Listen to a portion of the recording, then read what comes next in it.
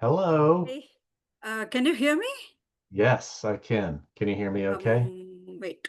Okay. Uh, We'll work the audio out here in a minute. I'm gonna try the headphones.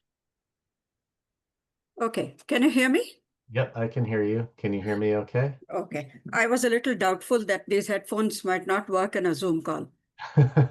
They seem to be working fine. So I have a backup patched up. Oh my Oh, gosh. how nice to see you in real time. Yeah, it's so great to meet you. How's your time been in California? It was hot when I arrived. Yeah? Then the temperature suddenly dropped in the last 3, 4 days. It's been really good. Okay, good. Good. Nights are actually cold. Yeah? So, yeah. That's such a relief because the minute I arrive here, my face breaks out in rash, whether it's cold weather or hot weather. Now, why do you think that is? Yeah. I always thought I was so beautiful without doing anything to myself for so many decades. And then when I travel, this happens. Well, it's getting out of the motherland, right? Yeah. Well, I do have a particular cream that works on me from my motherland. So it's a good thing I've stocked Vidur up with it because I don't bother to carry it. you So know, yeah. The same happens to me actually. I mean, I'm used to high humidity.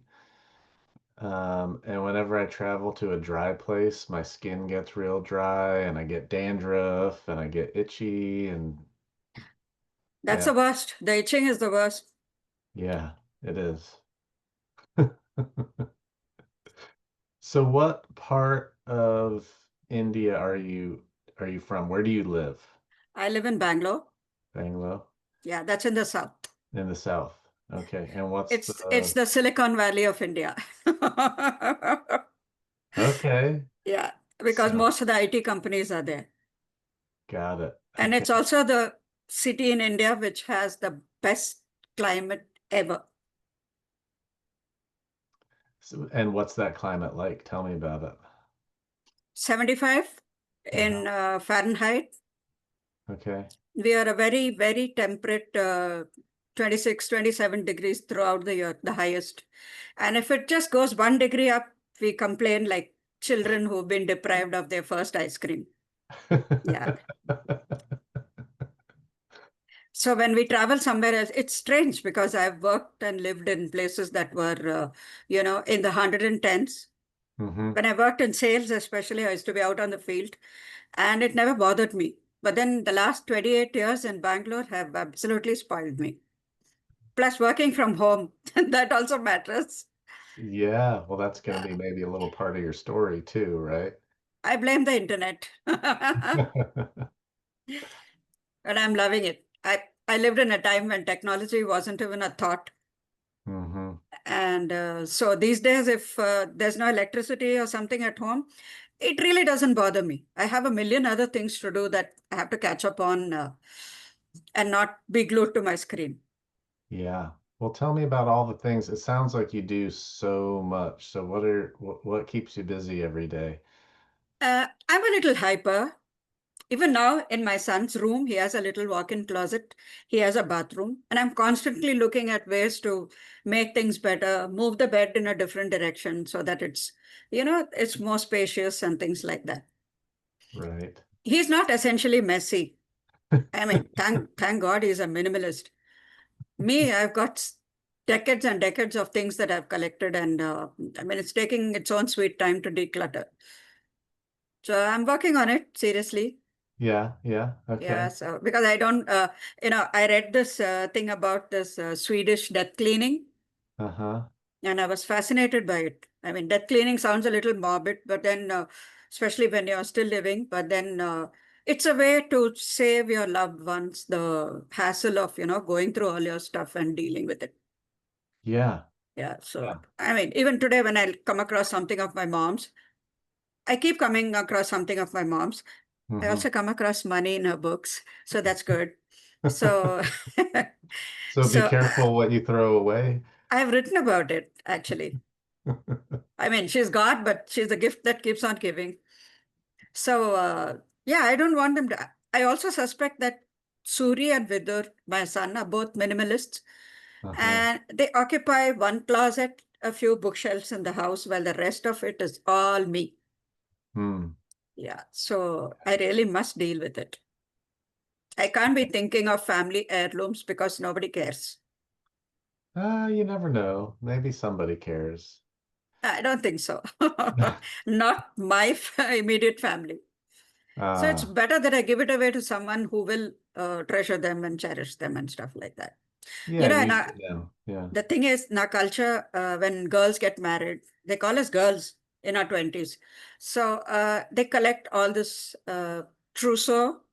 Hmm. It's a lot of utensils and all kinds of stuff for the house. You can practically set up home with it. In my case, I already had a house when I when I got married, and I moved most of my things over to Suri. So we had two houses worth of stuff. The things that my mother collected and gave during my wedding, they're all in huge zinc trunks in the attic. Hmm. Even I've forgotten what's in them. So I don't know. Not a good feeling. Yeah. Yeah. To go through all that. Yeah. I My, wrote I wrote a story about that, about having to go home to my I know. house. I just loved that essay. Yeah. You were so cheerful about it, and I just loved the whole tone of that whole thing. I am trying to. There's a big glass sheet on this table, and my mouse just won't move. Yeah, okay. I know I opened my story. I just don't know where I put it. That's okay. You'll Okay, find. got it, got it, got it. Great. So before you read it, I want to hear. So I met you, never like this. I met you through messaging back and forth because of Namaste Now, which is your publication on Medium. Hmm. And I gotta say, I really found my voice with your publication. I mean, there's a lot of people that have contributed to helping me find my voice, but your publication and the work that you do at Namaste Now has been really transformative for me as a writer. So thank you. I It's think people still imagine that they can only submit a certain type of story. After I started the publication, I've been constantly updating what people can submit because they feel a little stymied about, they think self-improvement is spirituality. It's not. right. Yeah. So these are all very personal perspectives of various things. I just want good stories. That's it. Yeah. As particularly things that don't rant, and complain and even if they do, even if there's a thread of it, it has to end with some kind of positive, you know. I was Yeah. upset, but I got over it. Yeah. This happened to me, and this is what I learned from it. It's good for Yeah. the reader. Otherwise, we can get all our negative news online. Yeah. Well, you'll have to tell me if you would have rejected that last one that I just had published in Contemplate. Why? I'm telling you, and the title was very surprising coming Yeah. from you. Yeah. Yeah. Because I see you as one huge ball of positivity. Yeah, and it wasn't, yeah, it's interesting. So that story is a big bundle of positivity. It's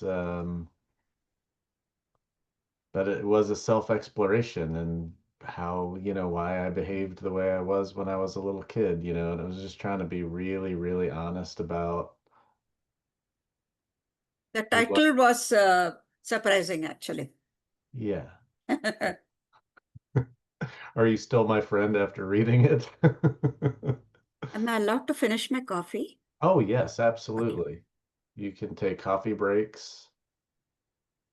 Um, it was incredibly vulnerable to put that out there. I can imagine. Yeah. Actually talking about those things, we usually hide them away inside because we are afraid of what people might react. How is the story doing? Not great, and I think maybe because it might not be the kind of story that Medium wants to, nobody wants to boost a story like that. Um, and we're we're e- the the thing is I feel like um I felt that maybe I was alone in this world. Like that was the way that I behaved as a kid. And we don't, those kinds of stories, people don't want to hear those kinds of stories. I heard from a couple of people, people don't want to hear those kinds of stories. People want uplifting things. And I think that maybe there's a lot more adults who've had these, have done bad things as a kid, and they're good people and they're good humans and they carry that with them.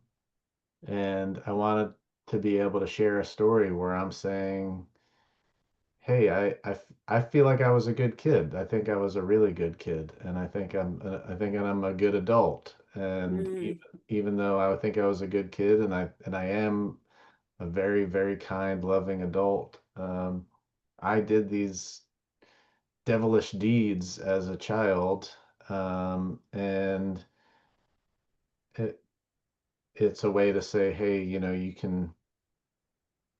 It's okay to have these stories. It's okay to have them. It's not a bad thing to have these stories. And the other thing is, I feel like I learned so much through them. Like today, maybe Vidya, I don't know if you agree with me on this, and it's hard to know in different parts of the world, right? But I feel like where I'm living, that the kids are incredibly sheltered. They could never even do such a naughty thing because they would never be given the freedom to do it. And um, I don't know how I would have the perspective that I have today if I didn't go through some of those things as a kid. Um, and so it's also a little bit of a subtext on letting a parent know, like, hey, if your kid is a little devil, that doesn't mean they're going to grow up to be a bad person. In fact, we are encouraged to write about our most vulnerable selves. Yeah, But in life, many things are said. I think they don't expect you to actually take action on them. And yeah, then when you do, they just ignore you or yeah, talk behind your back. yeah, yeah. So I don't know. I mean, it's going to be, I don't know if you sat down and read the whole thing, but hearing from you, your opinion on it is going to be incredibly meaningful to me. Um, I I, will read it. I've bookmarked it. okay. So I have an overflowing reading list. Me too. Yeah, I But keep on, I do get around to everything. me, me too. I keep on adding to my reading. What I want to read is getting longer than what I'm actually reading, which is difficult. Um, well, I gotta say that was stepping out for me. That was me trying something really different, but where my heart lives is in Namaste now. Um, it's just exactly where I want to be and what the kinds of stories I want to be reading and the kinds of stories I want to be writing. Um, so thank you for creating that space for me and so many others that I get to enjoy, and for It's giving us all these always a smiles. pleasure. Always a pleasure to work with you. I mean, I wish there were more people like you. um, so how do you do it? How many submissions? You are the only editor, right? You don't outsource any of this. So you do all of this all on your own. How many essays are you reading a day from authors submitting their work to you? On an average, it's about 3 or 4 a day. Some days there are about 7 or 8. Then I work just a little longer. As soon as I come in, I quickly read the essay to see if it is a good fit because I don't want it sitting there and then take my own sweet time to tell the writer that it's not a good fit because then they're not going to be happy. I Yeah. wouldn't be happy in their place. So that's what I do. And then I leave them a note saying that I'll get back to them. Yeah. Earlier, I used to feel that I had to clear it all the same day. Now I realize that I really don't have to. And of course, there's help that the submissions queue is almost always broken these days. I get email alerts so I can read the essay, but then I can't really get into editing because it's still settling down, you know. Yeah. Yeah. So I usually have when that happens, able to read the essay since I have the process of, writers have to email me to be added to the publication. If I have Mhm. something to tell them, I email them back. So I Yeah. have a pretty good rapport with a lot of the writers. Hmm. Yeah. I may even go so far as to say some which absolutely adore me. Yes, I Yeah. do. Sometimes, thank you. Sometimes I just there are one or two writers for whom I go above and beyond. I copy it into a Word document. I track changes, Huh? edit it, and then email it back to them so that they can look through it and see. Yeah, Wow. there was one writer who's I mean, it was literally, what she submitted and then what was published was completely different. Was not the original essay at all. Yes. So, because we would keep going back and forth. Yeah. One of the times I decided that day's challenge would be to get the story boosted because she's a good writer, Yeah. great bones. I've nominated it and it got boosted. And I think that's one of my biggest achievements with the publication. That's great. It's Yeah. amazing. But yeah, we don't do that with most of the stories. I've in the process of being an editor for the last 2, 3 years in different publications, I've learned that you don't really have to, intensively edit every story that comes in. Hmm. Some are okay, and some are fine to go as it is. I mean, I look at it from the point of view of as a reader as well, and if Yeah. it makes me happy, it's good enough. If it looks like it might stand a chance at being boosted, then I put in the extra work. Hmm. Yeah. And this is, I mean, it's for all intents and purposes a volunteer activity, right? I mean, you don't make, That is true. But yeah. then, we think like that. It's easy to think like that. But then at the end of the day, you want your publication. If you want good stories, you have to publish good stories. So you Yeah. have to put in the effort anyway. Yeah. Yeah. So you're putting the effort in to have a good Yeah. quality publication, but it's not like you're making money from the publication. Like the publication's not generating any revenue or much of any. Maybe I'm collecting good karma. Well, you're collecting a lot of good karma because that's a lot of hard work. I mean, I think that you should be paid. I've got, I wish that there was a share if a story gets boosted, I wish that there was a share the rewards, like share the rewards with the editor option for the writer. There'd be many times where um, I get, half the credit for a story that's gotten boosted. I mean, most of the times when I submit a story, it's not boost worthy, and it's only after your comments that um, I realize that I've there's a deeper story. You provide so much more than just, copy editing. It's like thoughtful. True. Yeah, it's almost like coaching. And for me, it's the service that you're providing is absolutely invaluable. And I hope you get all the good karma. I love it. I absolutely enjoy what I do. It Good. feels like a personal accomplishment if the story does well, money Me. or no money. Yeah. Yeah. That's Money is not a topic I would talk about with medium in the same sentence because things are pretty not going so well right now. But yeah. yeah, it's a nice platform. And I think the biggest advantage is the community that we interact with, people Yeah. that we connect with. Hmm. And I have met quite a few of them in real, In real in a life. different country to boot. So yeah, that's great. I hope we get to meet in person someday. That would be wonderful. I hope so too. Yeah. And nothing is impossible, really. Nothing is impossible. The Everything is possible. It is because getting my US visa itself was difficult at a time when the world was just recovering from the pandemic and all that. So travel was restricted. So visa consulate offices were closed and things like that. But then one fine day, I just happened to find a slot. I got the visa, and the process was great. They were very friendly. And then I booked my tickets to accompany my son back. He comes home for summer. So Hmm. this was September 2023. And I accompanied him back. I spent about 10 days with him. Then I went to Portland. I have a friend there whom Hmm. I've known for a couple of decades now. It was a dream come true to meet her. And, sometimes you think you get along really well online, but you never really know how it will be to go, stay with them for a couple of days. Oh, this was absolutely perfect. It absolutely goes into my happy place. And then from there, I went to Virginia, spent a couple of days with another friend, then to DC. Then I went to Yeah. New Jersey to spend a week with my classmate. We went to college together and we are in touch still. And then from there, I went to New York. I spent about 8 days there. I was supposed to spend the time with my friend, visiting her, going out and all that. That day after I landed, she had COVID.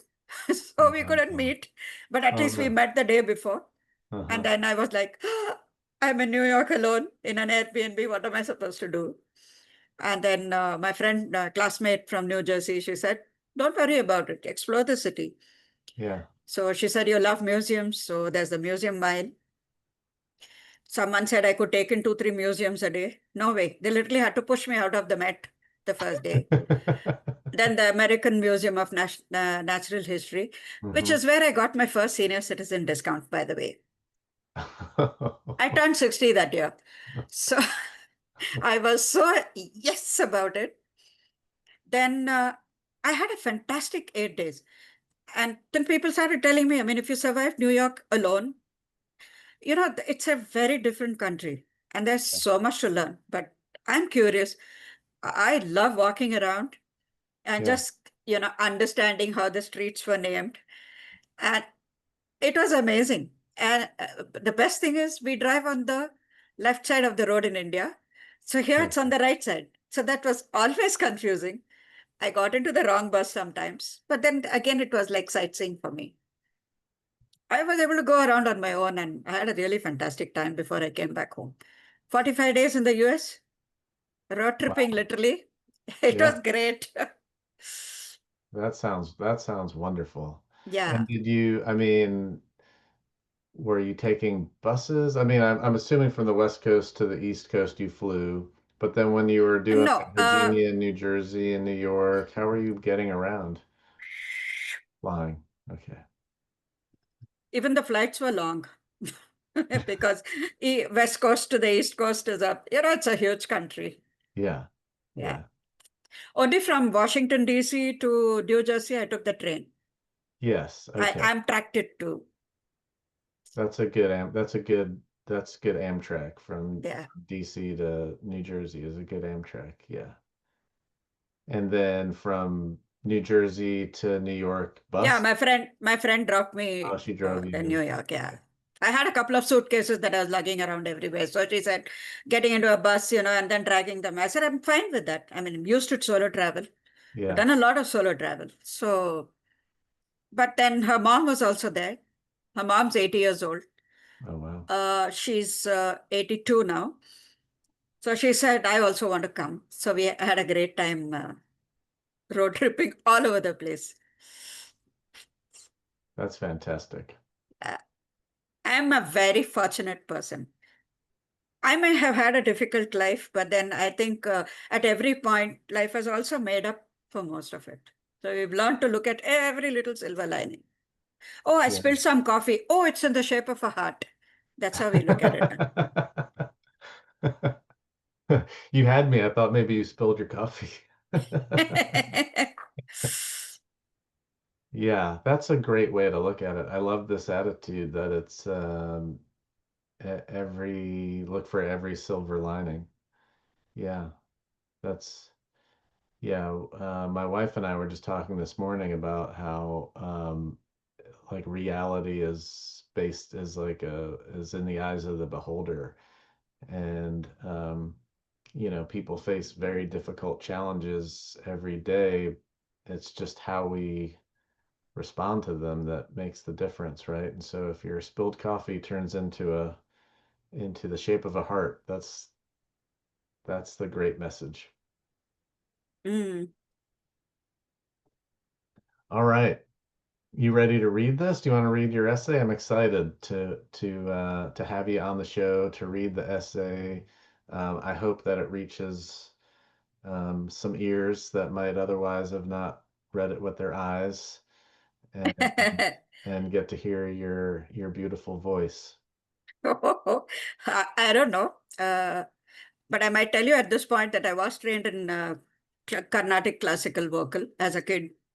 Okay. Those days we didn't have the internet, so it was hobbies, Yes. sewing and embroidery, and but I leaned more towards the DIY, carpentry, fixing things around the house. So today I'm the in-house plumber. I'm the in-house carpenter. And my son grew up thinking, Mommy can fix it. Whatever it is. He would say that to people outside. When Suri took him for a walk, one day I think his, the footwear he was wearing, the strap came undone. And he said, Mhm. Don't worry, Daddy, Mommy will fix it. And he's like, What is this? But I like doing that. Yeah. Everything is a challenge. I grew up with uncles who were constantly doing all the things around the house. And my grandmother, if there was rainwater coming into the room, Hmm. she knew what to do about it. She'd just get all the necessary tools. We had a toolkit at home, so she would Hmm. just knock that ground off, remove the top flooring, put a few bricks, build a little barrier over there. So I grew up thinking about solutions rather than whining over the problem. Yeah. Okay. That's a good context. Yeah. So you were surrounded by problem solvers as a child. Yeah, I mean, we can look at that, or we can spend the energy focusing on this, how to solve it. Yeah. Yeah. And solving problems is fun. People pay money to go into, you know, like like a escape, I don't know, escape rooms. People go into pay money to go into an escape room to try to figure out how to get out of it. It's fun to solve a problem. So sometimes when it's in your own house, it's all the little problems that pop up could be the joy of owning a home. I remember one of my boyfriends, I was in sales, I was the only woman on the sales team. So we used to have situations coming up all the time. We'd plan our day and, you know, another force took over and messed up our plans. And I used to Hmm. always try to figure out how to make things work. So he told me, you'll never have a boyfriend if you're so, in control of yourself. You have Hmm. to allow people to take care of yourself, take Wow. care of you. That made no sense to me because my mother was a single parent and we had to literally fight our way through life Hmm. in a kind way, thanks to her. So, so here's the thing, the ability to think positive was not a good thing. Hmm. Needless to say, we didn't go out again. He's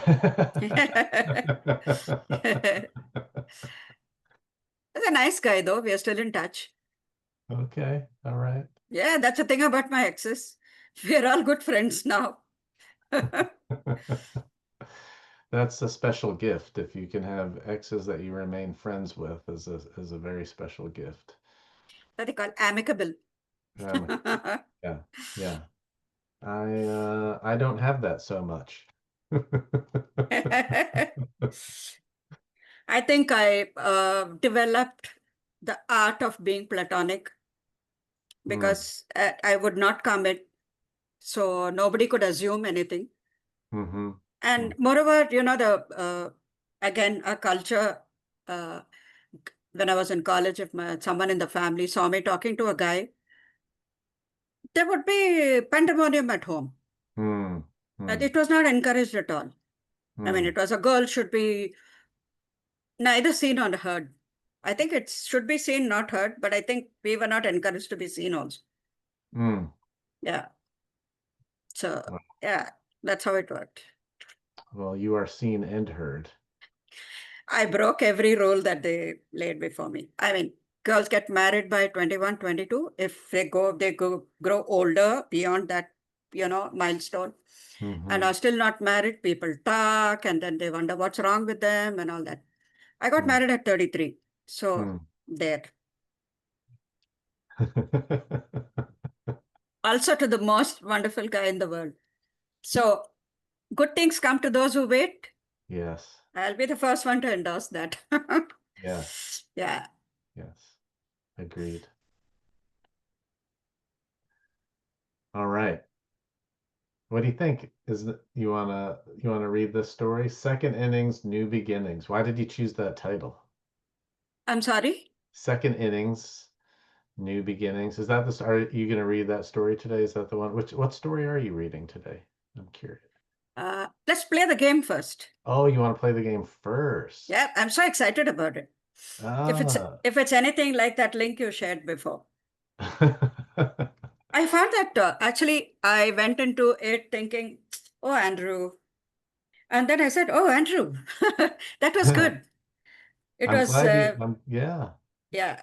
I mean, if I had just ignored it, then I would have felt terrible about it, in retrospect. Yeah. Yeah. But then Uh, if when people I trust show me a link, I automatically click it before I can even think. So all those questions that I don't think I have a lot of patience with questionnaires like that, hmm unless it's a questionnaire that asks me, who's the ideal boyfriend from the Vampire Diaries? Who's the ideal boyfriend from Supernatural? Two shows. Okay, I Supernatural is one of my all-time favorite shows. Yeah. They're celebrating 20 years this year. So things like that are fun because I hmm know the story and I can answer stuff. But then, looking within and saying things, that's how I react to it.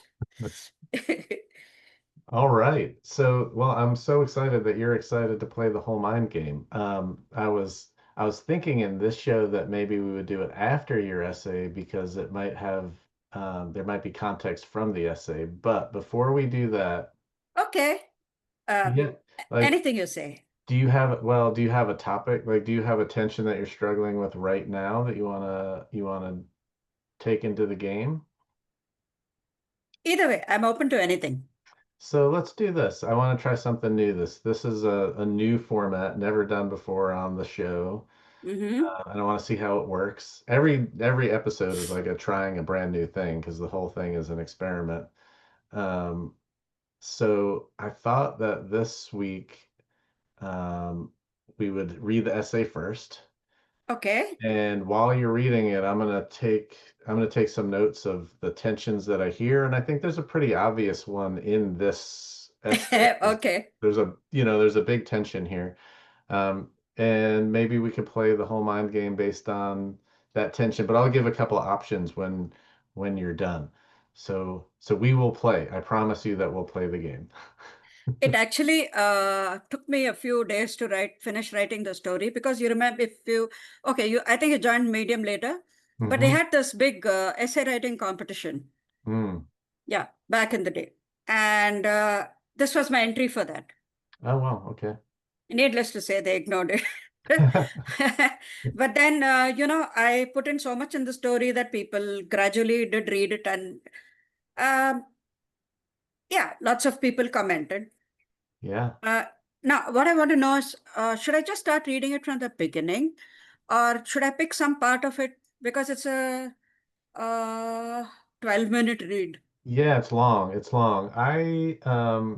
It's entirely up to you. I think it's a good idea to maybe read the title and subtitle and just give us some context, but you don't have to read the whole thing. You can maybe pick out your favorite parts as you go through it and there's no right or wrong way to do this. You could just you know, um, stop and talk about what the story is and pick it up as you move on. Um, but it's So such a lovely story to try to like piece it I together. could do this. As I read, I'll skip parts Okay. and then go to the end. Yeah. Yes. I don't have to describe how my mother's health was deteriorating. Nobody Hmm. cares. Only Oh, I care. Yep. well, it was moving. It was a moving part of the story, but I understand what you're saying. Okay. So tell me one, two, three, and I'll go. Oh, no, no. You just go. You just go right ahead. Now I'm going to be looking down every now and then to write notes. So if you see my head go down, it's because I'm writing something. But Okay. the floor is yours. Take it away, Vidya. All right. Thank you so much. So here's my story. Second innings, new beginnings. Sometimes you have to step back to come back stronger. If I have learned one thing in life, it is this: nothing is impossible. Or to put it another way, everything is possible. I just need to believe in myself and open my mind to possibilities. The year was 1997. At the ripe old age of 33, I handed in my resignation at work, quitting a high profile corporate job as a regional manager with a UK based company. I was going to get married to the most wonderful man on earth. I would return to work after a brief sabbatical. Or so I thought.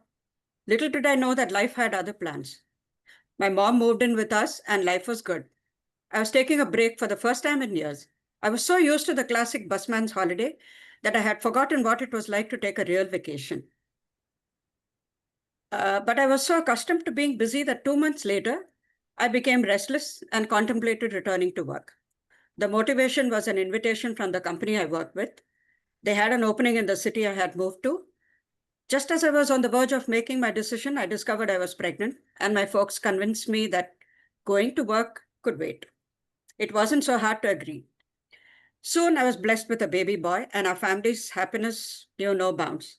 I don't mind confessing that the sun shone brighter each time he smiled. Still does. And I must tell you that he was a baby who smiled all the time. Still does.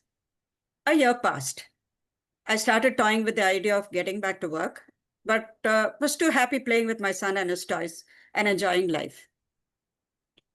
Then, of course, all good things must come to an end, at least temporarily. And so it was with our lives. Suddenly, my mother's health started deteriorating. She was diagnosed with interstitial lung disease, and naturally, we were devastated by this news.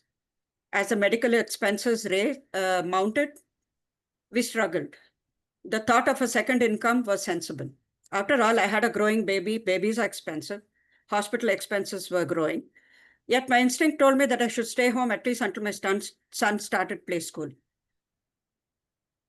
In 1999, when my son was a year and a half, we relocated again when my husband changed jobs. Life was tough. We invested in an apartment that exceeded our budget, but it was the right decision to make at that time. We were drowning in loans. Between hospital visits and a child growing quickly, I was now job hunting desperately so we could breathe a little easier with our financial constraints. My job search was near futile, but that didn't bother me. Nevertheless, I didn't get the jobs that I applied to. Uh, After a 16-year career that spanned advertising, sales, marketing, and training, and a six-figure salary, I was miserable over my current flight and desperate. Money was so tight, we spent sleepless nights balancing our finances. We did everything we could cut on our expenditures. Overnight, life as we knew it had changed. Ironically, the organization I had quit before I got married offered me the same position I had held as a marketing head for the state in the new place that we had moved to. It hurt to decline their offer since the job involved intense travel, late hours, and a long commute. I did not want to miss seeing my son growing up or be unavailable for my mom when she needed me most. While I battled with my dilemma, my friends advised me to accept a high paying job offered to me on a plate and hire a housekeeper. My head said yes, but my heart said no. We were struggling to manage our finances, trying to be as creative as we could to make ends meet. As we came closer to being broke, we began to liquidate the few investments we had made so we could pay the bills. What were we going to do? When would things improve? My successful 16-year career and the six-figure income I had given up taunted me all the time. I was slowly becoming frantic. To rub it in, I had ex-colleagues I was in touch with telling me that I was an idiot to pass up the work opportunities that came my way. And I'm ashamed to say that I allowed the nagging to get to me. I felt inadequate, worthless, guilty, and hopeless. It's easy to talk about focusing on the silver lining, but it takes more than that to pay the bills. I had to find the courage to let go of expectations, opening myself up to new things and recognizing what I was capable of. To keep my mind busy, I enrolled for a training and development diploma, hoping that the additional qualification would open up more opportunities. And then I got a call from a company that was looking for freelance trainers. Sounded like the answer to my prayers, right? I eagerly applied and got a 5-day gig as a soft skills trainer. That was it. They decided to diversify into technical coaching, which meant the end of that prospect for me. Back to square one. A week later, opportunity knocked again. We heard through a family friend that a friend of hers wanted someone to work part-time in their office. The pay was a pittance, but determined to see the bright side, I took the job. Although I accepted it, my ego rebelled. I quelled it. At least it got me out of the house for a few hours, as my mom pointed out. It made me feel employed. Eventually, the organization grew in size, and I became the India liaison for a consortium of US-based companies that imported pharmaceuticals into the US. The role became full-time, even though the money was still negligible. There were days when I wanted to quit my low-paying job, but I was afraid of being unemployed. I did not have any other avenues for a steady income. How could I lose what little I earned? Then in 2004, my mother's health began to fail. So I finally worked up the courage to tell my employers that I was quitting. Not only were they kind, but insisted that I handle one arm of the business from home. If only I had quit earlier, I thought, but who knew? Hindsight is always 2020. I was relieved to work from home. As another year passed, many things happened. I bought a computer at 41. The internet came into my life, opened up a world of possibilities. I explored work from home opportunities available at the time. After all, I had experience and I was miserable that I was not bringing home the income I was capable of. How about a career in writing? I'd often been told that my writing skills were good. I enjoyed writing stories and poetry. As if on cue, a friend who was co-editor for a business magazine invited me to join him as a writer-editor. One feature article made me more than a month's salary at my current job. Unfortunately, the guy who funded the magazine decided to explore other investment opportunities and abandoned the project. But it got me thinking, why not explore more freelancing opportunities? I joined a couple of social networking sites and mentioned I was looking for freelance writing work. The next day, I received an email asking for writing samples. Suddenly, I was looking at a brand new career, the career of my dreams. I was a writer. I still wasn't making a full-time income working from home. I needed better paying gigs. Also, I kept worrying. What if the work dried up? What if I didn't know where my next project was coming from? And so on. The fear, oh, the fear. It was always watching for a sign of weakness and waiting to pounce on me. I still got good job offers. However, life is a great teacher. And I learned that if we want something and put in the effort, everything is possible. I'm happy that I dared to walk into something completely different and make it work. Things work when you do. At the back of my mind lurked a feeling of gloom. I loved to write, but did not enjoy the kind of work that I got. I earned an average $10 per blog post. I couldn't help thinking how 80% of my time was currently going into earning 20% of my income. Then something happened that turned my life around. I received an email from a prospective client via LinkedIn asking if I would be interested in blogging for their business. I boldly quoted $100 per blog post. They agreed. I mean, I had worked in the corporate world and I had taught this, so why was I not practicing what I preached? I was obviously blinded by the haze of self-doubt. I cannot overemphasize the value, the importance of believing in yourself here. Never assume that it is impossible to be paid what you're worth. I know how it is. We often get so used to the routine that we unwittingly open the door to disappointment, and then get stuck in a rut. But now you know what they say, better late than never. Luckily for me, it was sooner than later, and energized by this windfall, I forged ahead with new hope. Enthusiasm alone is not enough, as I found out. The harder I work, The luckier I got. Amazing life truth. Also, I had the constant encouragement of my mom and husband. They believed in me, except I was not always convinced I was enough. I now realized that I had outgrown the content marketing agency I had been working with for almost 7 years. I had discovered that it was possible to do work I enjoyed and be paid well for it. I did three things that transformed my working style, and this would eventually impact my finances positively. I made a list of things I want to do, the kind of work I was interested in. I hesitantly put out feelers towards direct clients. I amped up my LinkedIn profile. Not the greatest example of what one should be, but definitely better than before. This exercise alone was therapeutic. Almost instantly, I had people get in touch with me with work offers. Not all of it was suitable, but I did connect with a few good clients whose work I enjoyed, and it opened up a world of possibilities. Collecting smiles. Another activity that kept me busy during around that time I started working as a freelance writer was blogging. Although I started my first blog in 2003 when Google acquired Blogger, I only took it seriously when a couple of prospective clients contacted me via my blog. Like a million others, I too dreamed of making a full income from blogging, but did not know how. Also, when I did the research, I realized I would need to invest time, a luxury I did not have. Starting 2008, I began writing on my blog regularly, paying attention to what I posted. Lesson: no effort goes waste, and every experience teaches something. So it looks like a nice success story, right? It would have been, but for the shock of my mom suddenly passing away in February 2010, a day before my wedding anniversary. Life suddenly came to a standstill. Her death was unexpected and it shook me up. I found it hard to focus on anything other than the unavoidable routine of cooking, cleaning, eating, sleeping, and caring for my son, who was only 12. The days passed. I missed her terribly. So I started a blog, a sort of a tribute memoir of life with my mom and conversations with her. This helped me cope and get back on my feet. That blog, by the way, won the Best Memoir Blog Award in India. So, and now, fast forward to today, a blessed life. Today, I feel privileged to be able to give back by doing a lot of gratis work and donating my blogging income to my local welfare home, supporting blind children's education, and sharing food, education, medical expenses for orphanages, in addition to sponsoring underprivileged children. I have indeed come a full circle.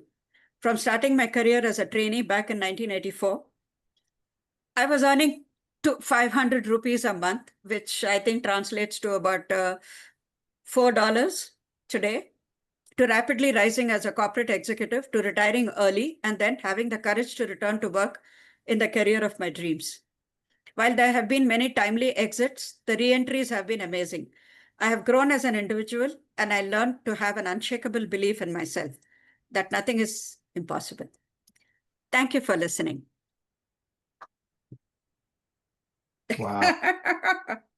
This is a beautiful story. Thank you so much.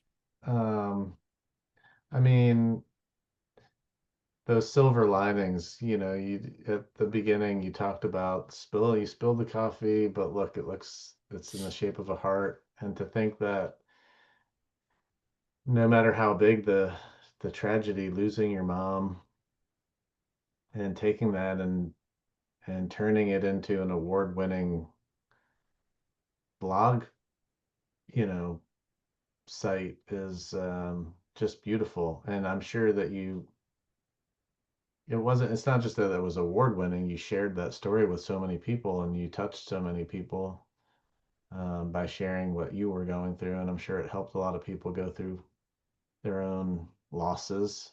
Um, so the work that you do is just it's incredible. Wow. So, I still hesitate to quote a price on stuff I do. Mm-hmm.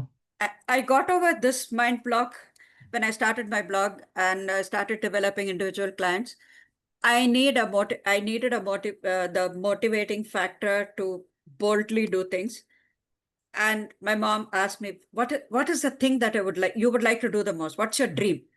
Yeah. And I told her that I wanted to, support orphanages, Hmm. help underprivileged children, help the elderly, because we have a lot of that in our country. So she said, let that be your motivation. Let that be your goal. Yeah. Every time you can contribute, that's what you're working towards. And it's been Mhm. amazing. Yeah. Yeah. I mean, it's like, getting an adrenaline shot. Yeah. So that really works. That's your higher goal is to support those in need, and somehow the money is part of it, huh? Meanwhile, I am earning a full-time income from my blogging. Yeah.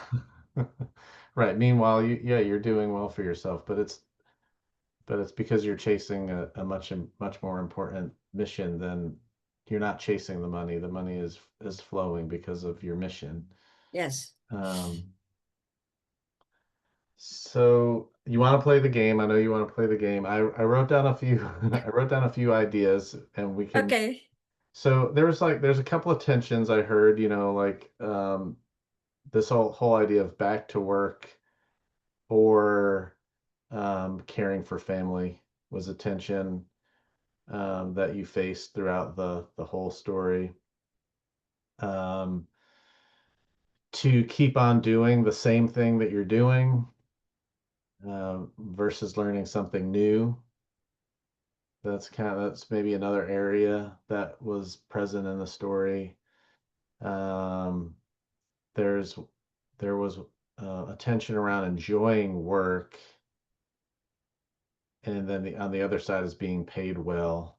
Sometimes they feel like they're at odds with each other. Um, did any did those any three of those stand out that you want to play the game on? Sure. Yeah.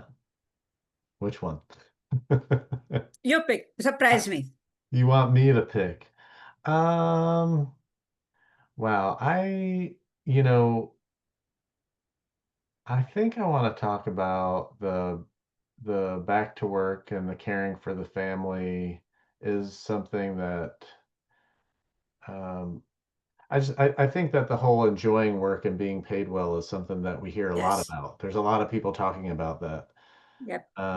And the idea of having to choose between work and family is maybe something, at least when I'm listening to podcasts, I'm not hearing so much about this difficult choice. Um, so let's see how that goes. Back to work versus caring for family. Yeah. Yeah. The terrifying thing for me was I loved the work I did. I loved the work that I wanted to do. Both Yeah, had possibilities.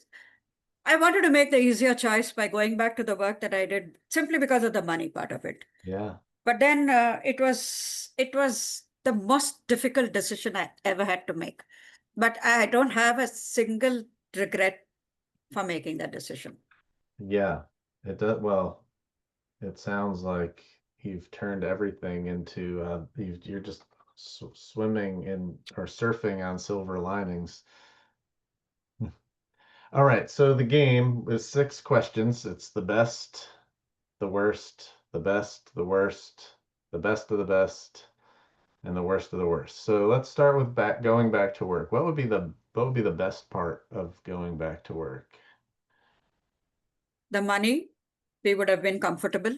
We wouldn't have to worry because you can't survive on a single income, especially for an academic in India with health expenses as well as a growing baby. We didn't mind not spending on ourselves, Mm-hmm. but there were priorities. Health is a priority. You can't say, okay, tomorrow. Yeah, And a baby, you can definitely not say tomorrow. And of course, we wanted to get all the nice things for our baby. yeah. So, yeah, that's how it was. So money, comfort, prosperity, like nice things, maybe like security. Yep. Security was the main thing. Yeah, security is the main thing. Security is the main thing. You have that job, you feel like you have security. Yep. And if you're doing well, then you can maybe even get some nice Yep. things. But security is like the base, having that job. Um, what is, I'm taking notes on pink sticky notes. We'll see if I can keep them organized. What would you say is the was the worst part, like the worst part of going back to work? Being away from family, Hmm. being afraid that when I was away, there would be an emergency. It all seemed very risky. I was afraid to go back to work only for these reasons, not because of the work part. I Hmm. thought, what if my mom's condition suddenly became worse and she had to be rushed to the hospital and I wasn't around? I was very close to my mom. Yeah. And then what if my son cried because he wanted me? He never cried because he wanted me.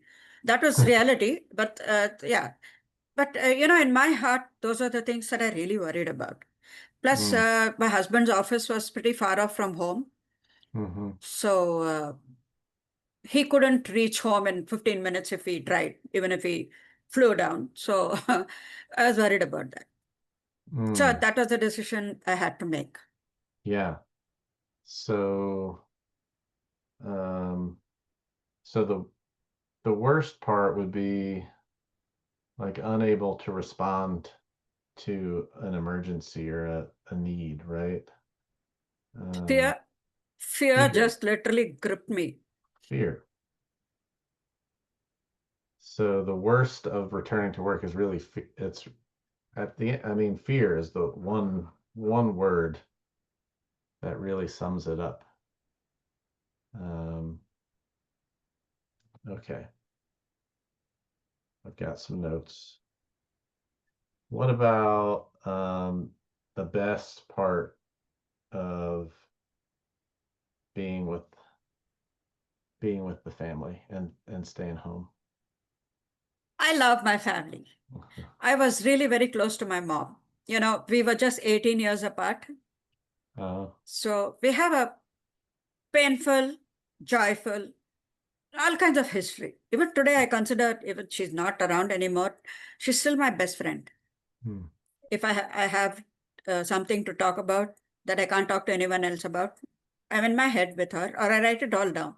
mm-hmm, So I was happy that if I could make the decision, I weighed the pros and cons.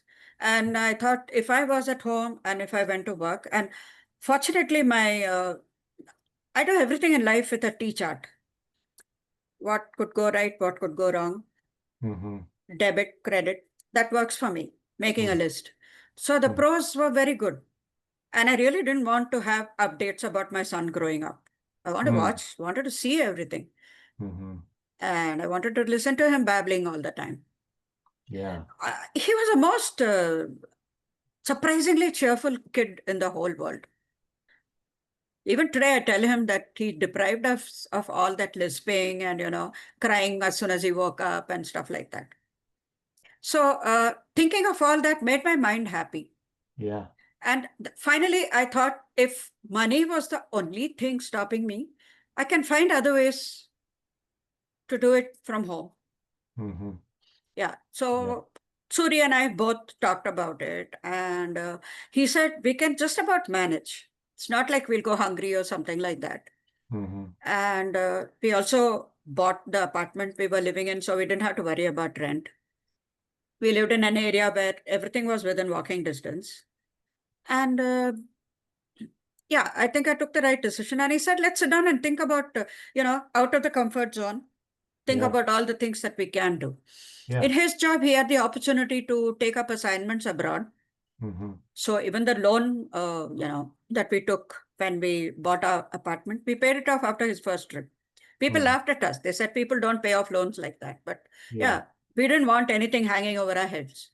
Yeah. So we did that. That's how I explored the freelance writing opportunities. And I discovered that, compared to the commute and the time spent away from home, comparing all those advantages and disadvantages, I was much better off taking the decision I did. So yeah, I didn't get the salary I did. But then, the mental peace, Yeah. that matters so much. Yeah. Yeah. And I I knew I mean, would never regret that decision. No, yeah, absolutely And I not. didn't. No, you don't regret it because you did a wonderful. You've lived it. You've lived it and shown it that it worked. Um, I wrote down love and that firsthand experience, like being there to see your child take their first step or say their first words, and being there directly. That firsthand experience of love is something that you didn't want to outsource. That you didn't want to outsource love to anybody else. That's a powerful thing. Yes. All right. What's the worst part of choosing to be home with your mom and your son? Oh, I would never admit this, but in the back of my mind, I would think of not hearing that cha-ching and the first of every month, that big fat salary that used to come in. Yeah, It pinched, it hurt. I know I made the right decision, but still, something that you're used to for more than a little under 2 decades, it's not easy to be without it. And I would yeah, think of all the things that we could have done. hmm. Not So, only that, the company that I worked with, even 5 years after I had resigned, they still offered me the job wherever I moved. So that was pretty much amazing. Of course, it made me feel very marketable, but no, there was no way I could have taken that up. Because yeah, then everybody would have had to structure their lives around me, and that was not something that I wanted. yeah, Okay, my son's face was enough. yes, of course. So the worst of home, not getting that big fat check, not being able to, missing out on the things that money can buy. Um, I think I heard in the story, one of the things that came out was somewhat of like a peer, like, almost a reputation amongst your peers, friends saying like you're crazy to not take the job. So how that must have been hard to kind of deal with that. Um, you know, your reputation, your ego. It Yeah, was because when we worked together as only woman on the sales force, it was not all easy sailing. People resented me because I did much better than them. And then, when I quit, got married, and didn't, get into continue with the job or even take up something better, yeah, it was nice for them to taunt me. yeah, Yeah, so much for all that.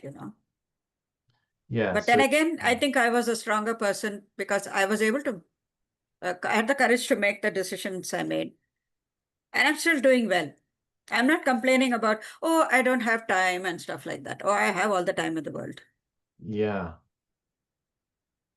I'm trying to get this one down to like a just a word or a phrase. The worst of being at home is it's about your external reputation, it's about ego, it's about missing out on things that money can Yeah. buy. It's almost like the loss of the material world. I don't know if that makes sense. Like, Absolutely does. But there's a funny thing about human beings, yeah, at least about myself. If I can make it better, I will. And yeah, if I think it's out of my control, I move on, make the most of what I've got. So I think hmm, I was able to do that to some extent. I accepted how things were. I also accepted that they may not always be that way. Things will hmm, get better. hmm, And I was constantly looking for a way to do that. yeah, yeah. Um, but it's almost like it's what's interesting. Loss, I'm writing worst of ego, worst of being home, and I'm writing down the loss, like it's almost like a loss of ego, or it's like an attack on the ego. Yeah. Having friends. putting you down and not getting that big fat check. It's like an attack on the ego. What's interesting is um as right now where I am in life, I continue to look for ways to have my ego attacked. Like, please attack my ego because I want to tear it down as much. I want to tear my ego down as much as possible because I find like my true self is maybe that's why I put that story out there. I put a very vulnerable story out there because maybe people will attack my ego and um I'm looking for that. I'm looking for shrinking the ego. But in this context of this game, I'm putting it as a negative. Like the worst is that ego loss. Yeah. But that ego loss could be a best too, right? Like in I think somewhere along the way, I also realized that I didn't have to let people define me. I'm Mhm. doing what's best for my family. Yes, Yeah. And if they could yes, support me, great. If they can't support me, I don't need them anyway. I don't have to yes, listen to them. yes. It took some time to realize that. No, Yeah. this is great. All right, so now this is the fun part because it's less about those two things now, and it's looking at the answers. And the best of the best, the words that I have are security and love. Yep. Love and Yep. security, love and security, and a first-hand experience with love and security. Um, so if that first-hand experience, like being present with love and security, um,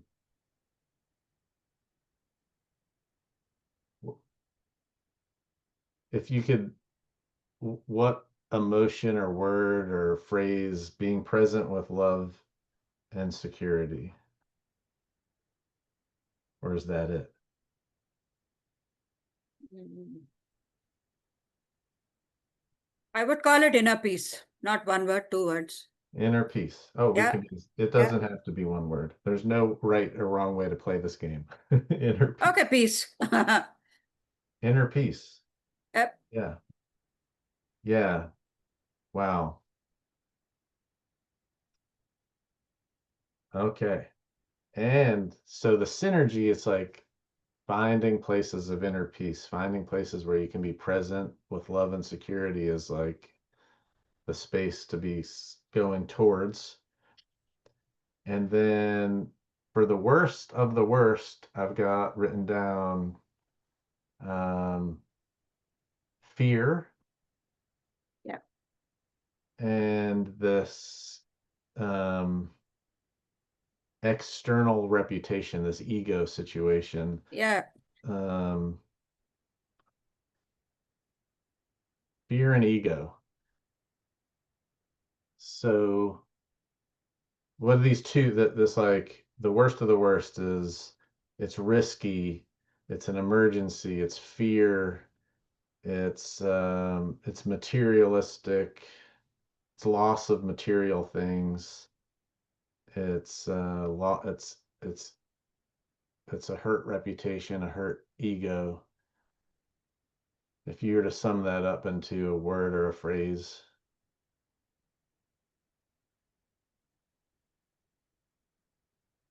Hmm. I can't think of a single word. yeah, this is hard. Everything seemed like a risk.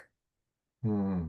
It's something like somebody selling you insurance. Yeah, Yeah, it's like there are the advantages. yeah, You don't want those bad things to happen so that it can yeah, cover you. You just don't want to take the risk.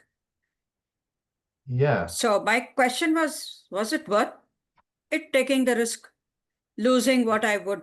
Uh, I mean, later I realized it wasn't really losing anything. It was just making choices. yeah, Choices, choices. yeah, I think that's a word. That's a word I really like. Choices, because I've got choices. them.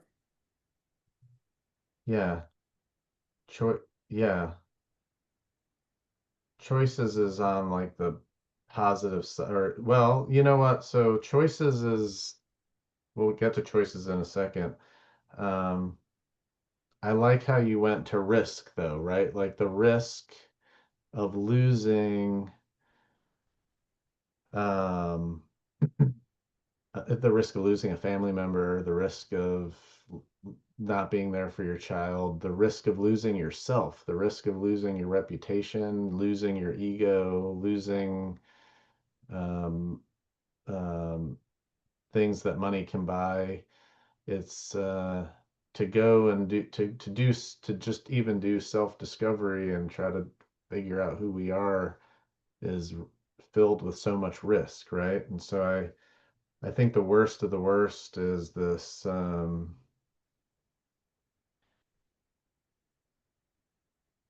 it's the well, risk is a good thing to take. But it's almost like the fear of Yeah, it's the the fear, undercurrent of fear was the worst thing. it's the resistance Yeah, to the risk, right? It's that resistance to it. It's that's the thing that really hurts the most is like resisting that risky situation. Um, and so, the choice is like I kind of think the way that I think about this game is that when you have these tensions, right, you're presented with paths that are choices, and instead of necessarily thinking about it's not a choice of being at home or work, it's a choice about moving towards inner peace, moving towards presence with love and security, moving towards that, and not letting resistance stop you from taking a risk. right. Like, and you have that choice every single day. You have that choice that this might seem risky, but if this thing is moving me towards inner peace, it's going to be a risk worth taking, right?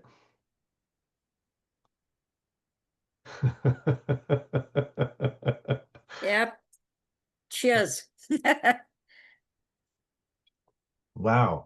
You know what? It's so fun to play this game because I never know how it's going to turn out when we start. Yeah.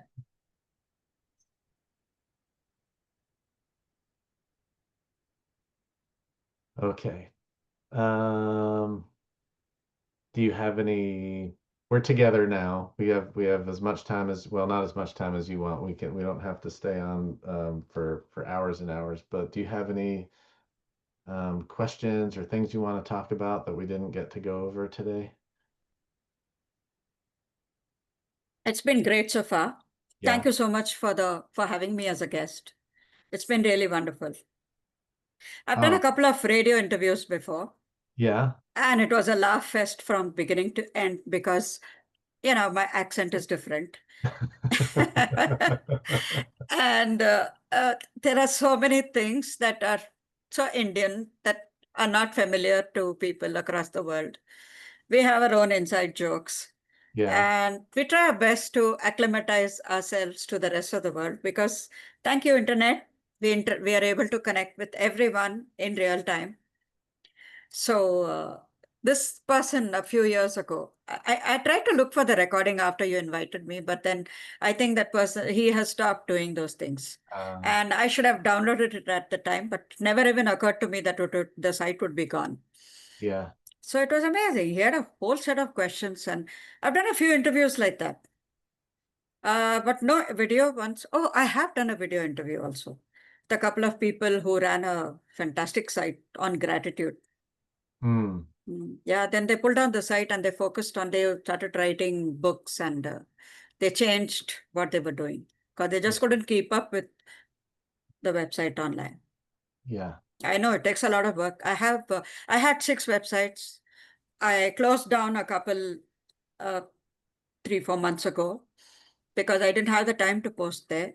I have 4 active websites where I write regularly. Hmm.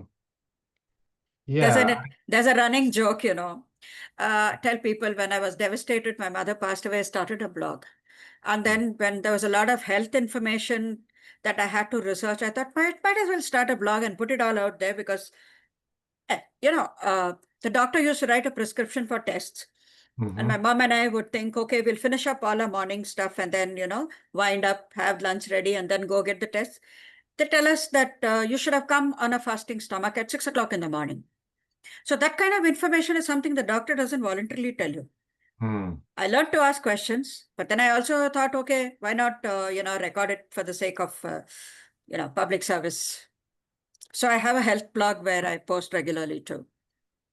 So someone asked me every time I freak out, do I start a blog? No, I don't. Maybe I start a new category on my main website, but yeah, Yeah, send me the links to these blogs so that I mean I might not be able to read them, it's but okay. Doesn't matter. I can put them in the show notes.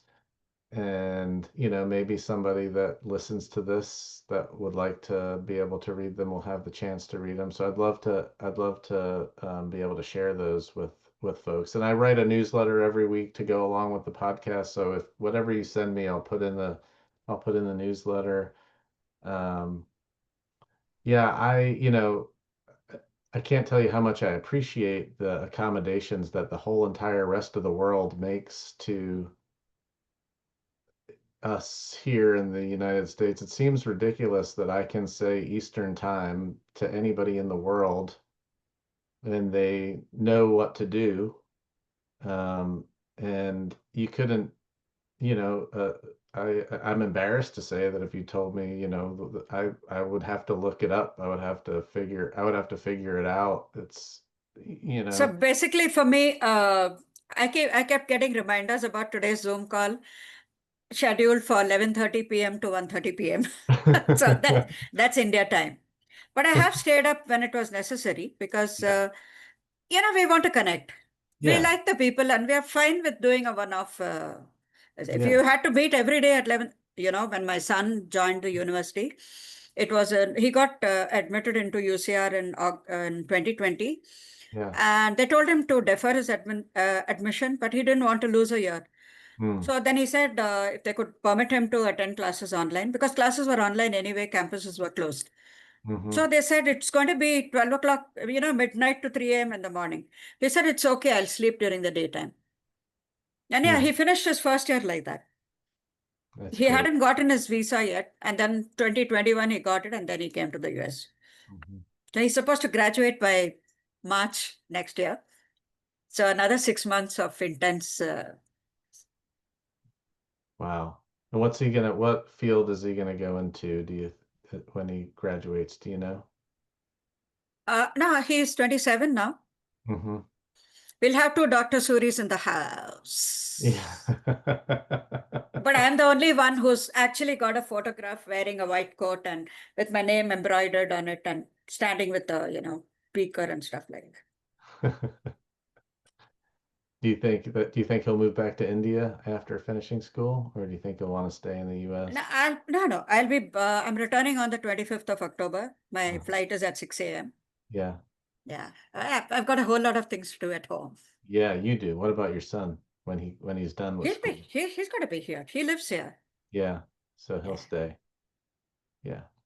We have a little ritual of accompanying him back. I mean, I started it because Mm-hmm. I have a visa and I was hoping that he's excited to have me here for a month.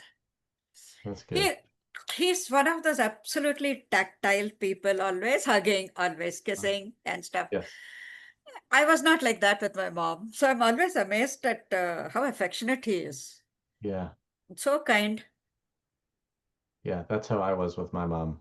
Lots of hugs, lots of kisses. Yeah.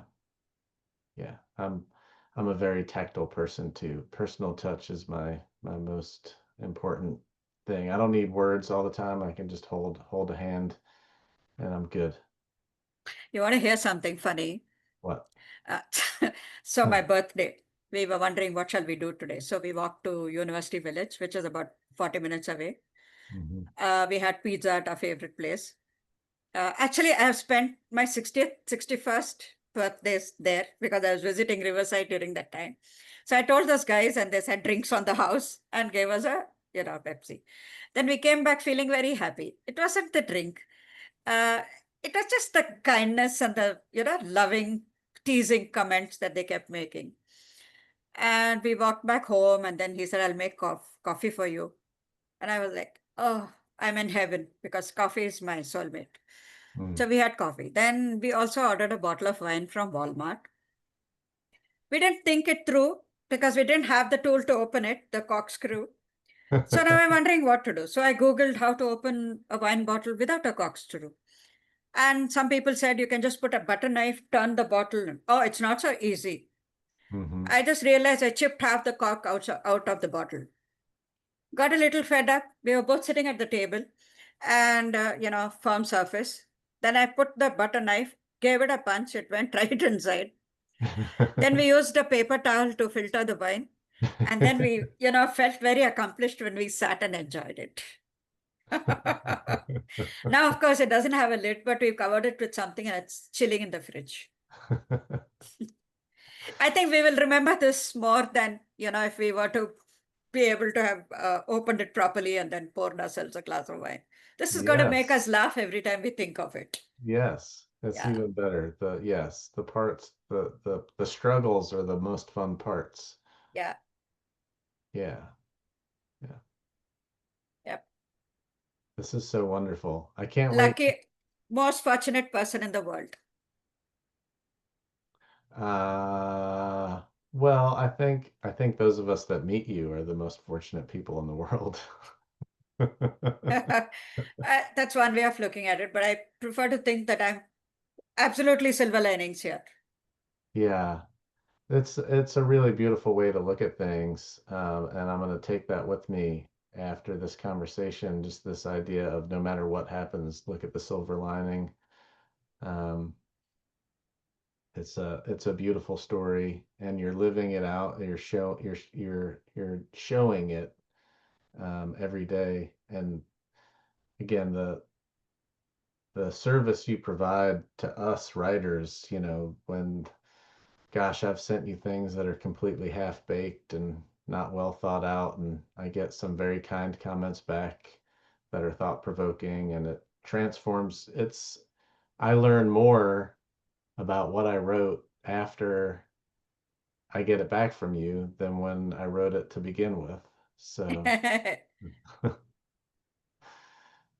yeah, it's a wonderful experience. You're doing so much good for the whole world. Thank you, Vidya. It's never enough, Andrew. It's never enough. If you can do more, then you're not doing enough. I just channeled my mom there. Do you see what I did there? Yeah, Yep.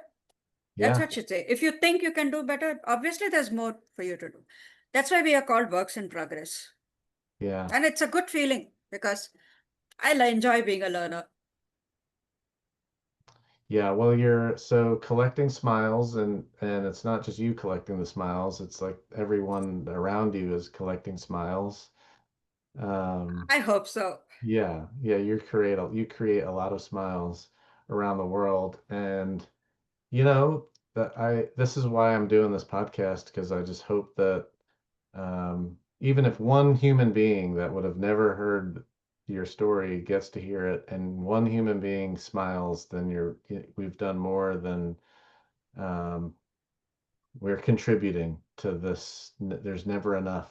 There's never enough love, and is there? The word enough is kind of interesting, but when it comes to love, maybe there's never enough. I've learned, when my son was small, growing up, they used to light the lamp every morning. I still light the lamp, but then at that time, we would teach him to pray and teach him to be grateful for stuff. And then he would say, I'm grateful for that fart that came out easily today. And then it seems funny at the time, but then for him, it was a relief and he appreciated it. Yeah, So then he would always wind it up by saying, I want everyone in the world to be happy. that's I have learned so much from him. So now yeah. I do that. In the morning when I pray, prayer is, I'm not a religious person, but prayer, lighting a lamp at home, of course, I Yeah, don't do it here. It's more of a thing that yeah, it's a bonding with my mom because she used to do it every morning and we used to tease her all the time, grab her suddenly from behind, and then, yeah, all those things come to mind. yeah, So, but I have learned a few things to repeat thanks to my son. Out of the mouths of babes is yeah. so true, so innocent, so pure, and such a nice thing to wish for the world. And the world really needs it now. It does. Yeah, the Yeah, world needs it. And I wish the yeah, same thing. Yeah, I share his wish. I wish everyone in the world to be happy. absolutely. Yeah. Yeah, everyone. And I honestly truly mean every single person, if everyone was happy, that would just be a special place.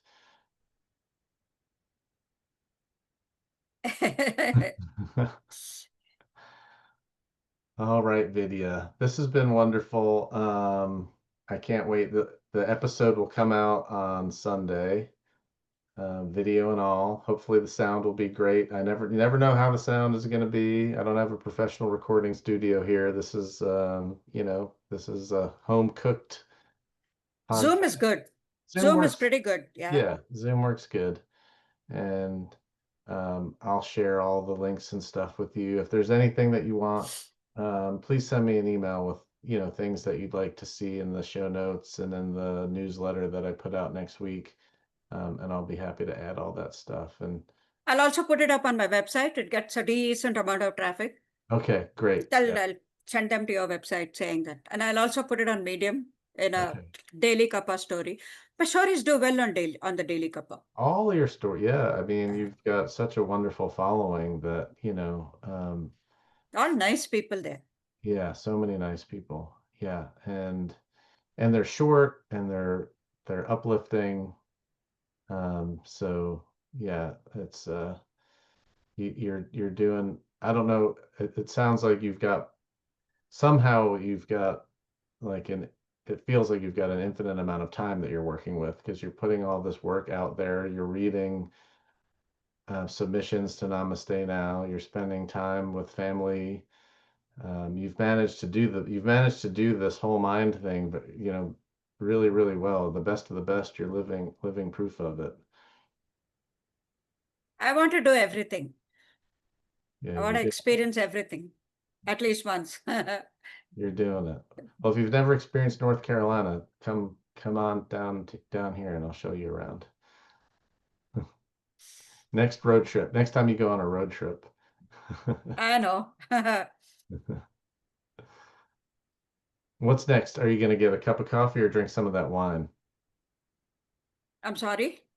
What after we're done, are you going to drink coffee or the wine? Oh, wine after my son comes back home. Okay. I think he's got until 4 o'clock today. Okay. He has TA discussions, and then in the afternoon he's got office hours. Great. So he'll finish that and come, and I think he'll really welcome the wine when he comes home, cold, because he's going to be all hot and sweaty. Yeah. Yeah. All right, Vidya. It's been wonderful having you. I appreciate you. Thank you so much. I really had a great time today. Yeah, me too. I hope to have you back, and we can do it in the middle of the night. We can do it when it's like, I know, right? What yeah, fun. I'll be happy to accommodate, and we'll, maybe next year we'll do an anniversary episode, but we'll do it we'll wait until I have to be at an odd hour. How about that? It may not be midnight because you're in Eastern time, Yeah. Yep. and the time difference between PST and EST Hmm. and EST and India time might be just an after dinner chat Okay. for After me dinner. there. Yeah. Got Yeah. it. Anyway, I can support you. Please tell me. You're I'm doing it. Yeah. most happy to do it. Yeah, you're doing it already. With all the guidance you give me as a writer, and the space that you've created for me to write with Namaste Now. And I don't know when the next piece is going to come out that makes sense to go there, but when it does, it's coming your way. So, No pressure at all. no, I'm Yep. Yeah, I'm not putting pressure on myself. I never know what's going to happen. Sometimes I can write 3 or 4 essays in a week, and sometimes a month Yeah, goes by and I do nothing. And I'm not trying to force it, and I'm especially wanting to do quality over quantity lately. I'm just yes, thinking like I want to work really, really hard on one piece and do a really good job on it. yeah. Clearly, I'm stepping out of my comfort zone with like the last one that I did was very much out of my comfort zone, but I just want to try different things and see how it lands and see what I learned from it. Yeah, we have to be constantly experimenting. Yeah, And we can never tell what will appeal and what will not. Sometimes, it's like exam days. I remember I yeah, used to barely prepare for some exams and get the highest marks in those. yeah, And I would, put my life out for some and average. Okay. I mean, yeah, I would do well, but better on the unprepared ones. So I never could crack that code. yeah. Okay, but moral of the story, don't work too hard. Don't stress too much on things, over things. I think stress stops us from actually getting the things in, even though we are taking action. Yes, Yeah. yeah. You're a wealth of incredible advice. And when we read your stories, they're not just good, fun to read, entertaining stories. They all have a lesson that we can take away from it. And that's, yeah. All right, Vidya. Thank you so much. Give your son a nice big hug and collect some more smiles. This reminds me of my days when my friend used to live just down the road. She'd say bye, and we'd stand at our gate and talk. And then I would Yep. drop her at her gate, I would talk. Then she would drop me back at my gate. And the next 3 hours would just go by. Yep. Yeah, I could talk all day with you. I luckily there's some meetings coming up that I have to go to, so eventually it'll come to an end. But this is a thing that I have too, and my mom, I've lost my mom too. And when whenever we were together, the goodbyes lasted 3 hours. You know, my wife would eventually be like, "Okay, like we." You need to go. Sometimes I would have to not say goodbye. I don't know. Like sometimes I would just sneak out and not say goodbye because it was too hard and took too long. So it was just easier to when I would stay with my mom after I moved out of home as as an adult, and whenever I would visit home and I'd be there for a couple of days, I would always plan my departure at like 3 in the morning or 2 in the morning. I would say, Ma, I need to get some sleep, and then I'm just gonna like I need to hit the road at this time. But a lot of it was just to avoid the goodbye, just like wake up early and hop in the car and go. No. But we are lucky, that we actually had experiences like that. Most people today are so glued to their screens, and the only communication they have is texting. I mean, you can never equal these experiences. No, yeah. Yeah, you're right. I'm bad at that. It's I was just on a 10-day road trip going biking, and I barely talked to my wife and son, but my son, he's going to come over for dinner tonight, and that's when we're together is when it's really meaningful. Yeah, when we're physically in the same place, that's when we don't have to say too many words. We just need to be in the same space, and that's what matters the most. Mm. By the way, I hear that fall colors are early this year, and North Carolina is absolutely stunning. Stunning, I'm literally drooling looking at photographs online. stunning. And I'm thinking, Yeah, Andrew lives there. yeah. Yeah. I'm going to be on the top of a beautiful mountainous area in Western North Carolina in a week from right now. And I'll do maybe a photo collage or something like that. I'll take a bunch of photos and I'll do something like that and put it on Medium just so that I can Oh, I share. love that you use your own photos in your stories. It's amazing. I do as much as I do it as much as I possibly can. I love to use my I like to get a kick out of making fun of myself too. So if it can be a photo where I look kind of silly, that's the best. Yes, absolutely. Yeah, Okay, we're gonna say goodbye for the fourth for or fifth real. time. Vidya, thank you so much. I appreciate you. Thank you so much too. Namaste. Namaste.